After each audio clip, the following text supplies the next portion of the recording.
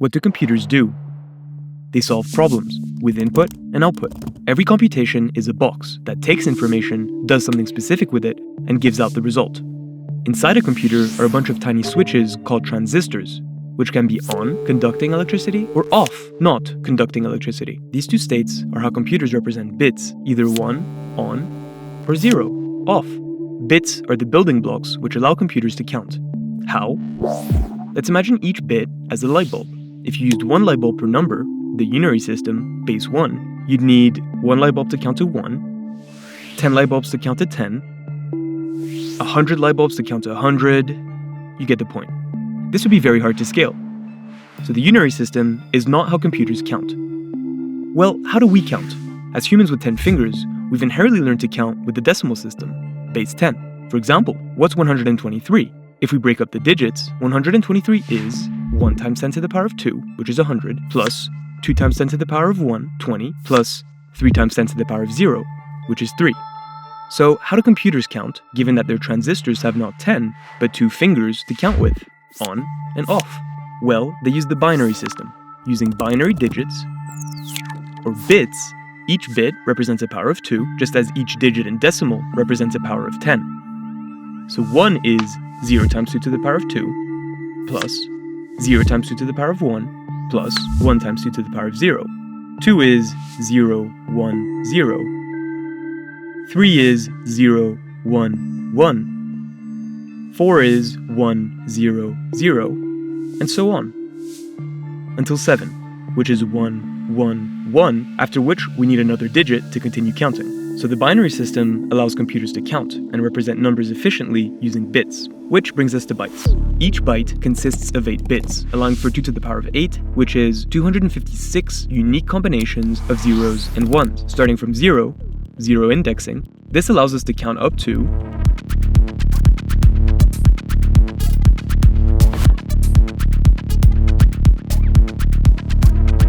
255, enough to represent not just numbers, but also characters and symbols. From this originated ASCII, the American Standard Code for Information Interchange, when some people decades ago decided which numbers would represent which characters, each of them using 1 byte. Capital letter A was assigned the number 65, capital B 66, capital C 67, and so on.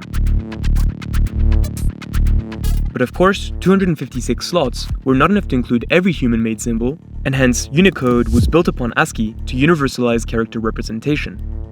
More bytes are used to make space for more symbols, with some slots still remaining unassigned. Beyond symbols, computers can represent almost any type of information you can think of: geometry, color, sound, and so much more. So using the binary system, computers represent information, both as input and output. Every computation outputs the solution to a problem using the input. But how? Inside the black box is an algorithm, or step-by-step instructions for solving a problem. Let's consider an example using pseudocode, outlining the steps of an algorithm succinctly before writing actual code. Imagine one of those old phone books, in which you could find a person's number by searching for their name, as sorted alphabetically. How might you approach finding someone's number? You could open the phone book to the first page, look at the page, and if the person's name is there, call them and close the book. This would be the best case scenario. If you're really lucky, you only have to check 1 page. More likely though, if their name isn't on the first page, go to the next page and loop through the steps from line 2.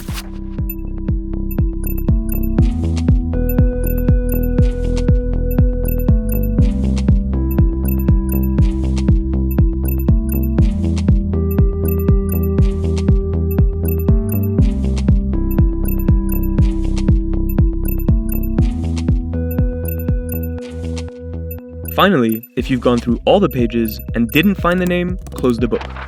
Technically, this algorithm is correct, but it isn't efficient. Depending on where in the alphabet the name you're searching for lands, you could flip through every single page in the book, which, as you just saw, takes ages. Instead, how might we reduce the size of the problem so that less steps overall are required? What if we skipped every other page? As with before, open to the first page, look at the page, and here's how we'll edit this algorithm. If the person's name is not on the page, skip a page and loop through the steps from line 2.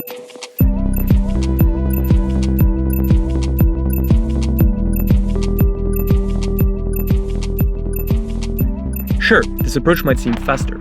We have half as many pages to check, but it risks skipping the page with the person's name. Therefore, this algorithm is incorrect. Let's take a different approach. We'll start by going to the middle of the book first.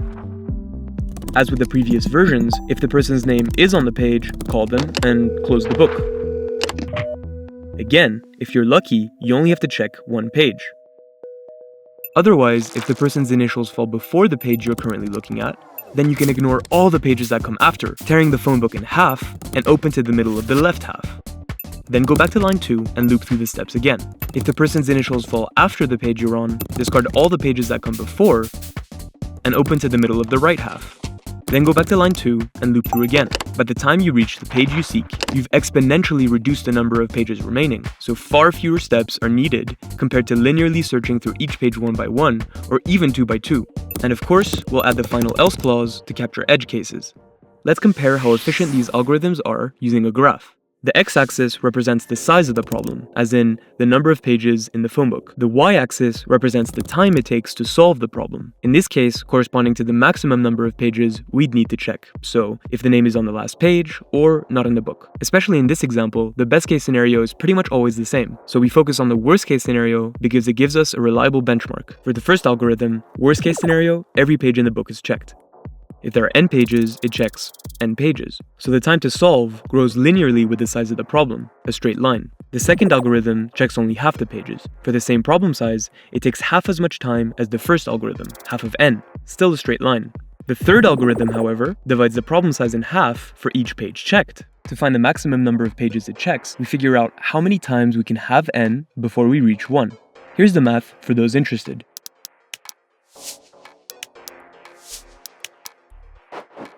So the time to solve grows logarithmically with the problem size. The bigger the problem, the more significant the time difference between these algorithms becomes. That's quite abstract, so let's take a look with some more concrete numbers. Imagine the phone book you have is 1024 pages. Worst case scenario with this problem size, linear search would check all 1024 pages. How about the incorrect edited version? It skips every other page, so with this one, you'd have to check 1024 divided by 2, 512 pages. Let's see, how many pages would binary search need to check to reduce the searching space to one page? Worst case scenario, it'll check 10 individual pages. That's about 100 times faster than linear search.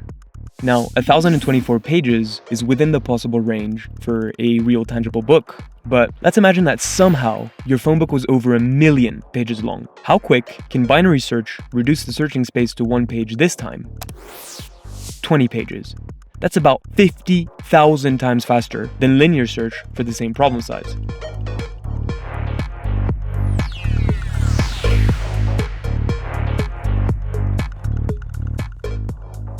Let's put a name to some of the key concepts we've explored.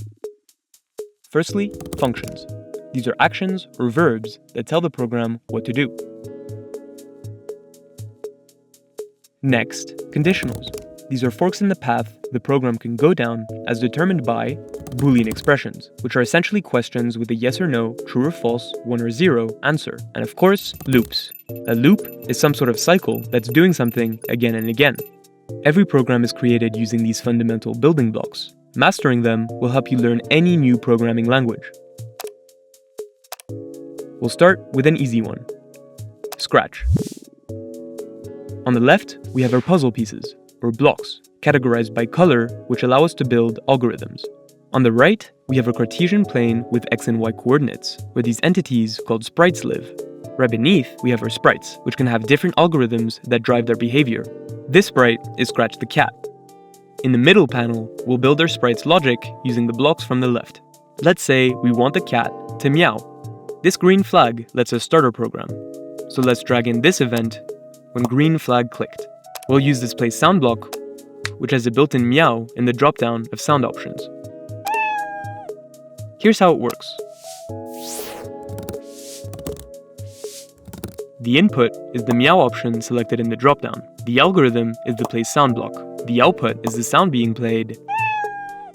Cool, but maybe Scratch is really hungry. Let's make Scratch meow 3 times. We might be tempted to add to this stack by copy-pasting the play sound block. Oops. But wait, isn't this correct? Well, yes, but even though it works, copy-pasting isn't efficient. What if we need Scratch to meow 10 times, 100 times, 1,000 times? The principle here is don't repeat yourself, or dry. If you feel like copy-pasting, it's usually a sign there's a better solution. So how do we avoid repeating ourselves? We use loops. By dragging in a repeat block and setting its input to 3, Scratch meows 3 times. That way, if we ever want to change how many times Scratch meows, we just have to change the number once. No tedious copy-pasting or deleting endless blocks. In this case, the playSound block's output becomes the input for the repeat block, along with the number 3, giving us the output. What if we want to use and reuse this? Specifically, what if we want Scratch the cat to meow any number of times whenever we choose? We can make a meow function, make a block, name it meow, add an input named n as the placeholder for the number of times, and add a label times for clarity of usage. This introduces another key concept: variables. Variables are placeholders that hold values, allowing us to avoid hard coding. In this case, n is a variable that replaces the hard-coded 3, letting us decide the value dynamically. This custom block now takes n as an argument, representing how many times Scratch should meow. By doing this, we abstract away the specific details of implementation, simplifying our code for reuse. Creating custom functions like this is a form of abstraction. Abstraction breaks down complex systems into manageable parts, while on the other hand, implementation focuses on addressing specific use cases. In Scratch, each sprite can have multiple algorithms or scripts that control their behavior, like the when green flag clicked and meow function in this example. Now that you know the basics, let's check out SpaceRocks, a game I made where you fly a rocket through an asteroid field. The goal? Avoid the rocks. You can shrink briefly by hitting the spacebar, but use it wisely. Each rock falls from a random position at the top to a random position at the bottom, then respawns after a short delay. The random positions in the x and y axes are set using variables. A loop makes the rocks respawn endlessly. At any point in the game, if the rocket is touching a rock, it explodes. This is a Boolean expression wrapped in a conditional. Once the rocket explodes, game over. A function handles the explosion and game over screen, and that's basically it.